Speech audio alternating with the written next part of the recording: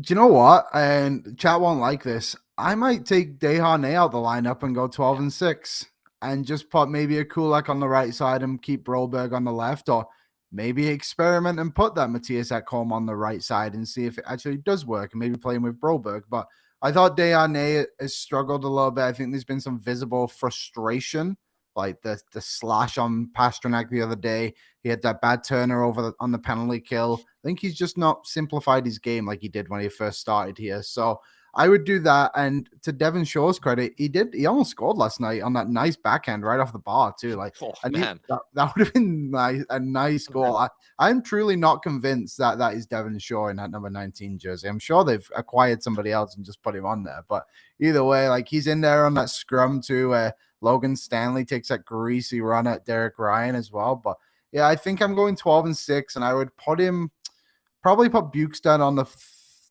I don't know, somewhere on the bottom six and on the right wing to start with, and then go from there. But I saw reports today too that people think he could even play in the top six on the right wing, and he does have some offensive touch to him. So we'll see.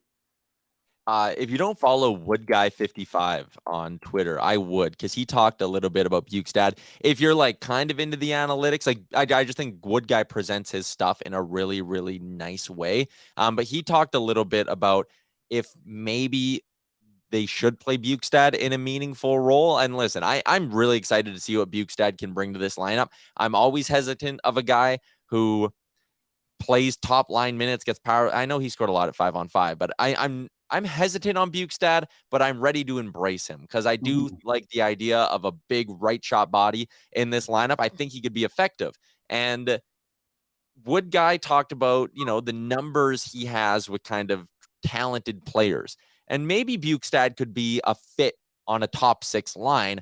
I don't think I want to just throw him there right off the jump. I think I want to ease him into this lineup. And I think that would make me want to go 12-6 and scratch Desharnais as well. He's starting to make some mistakes. He still made a couple good plays last night, but there was a few moments where I was kind of like, "Ooh, what are you doing, Vinny?" He is still learning the NHL game.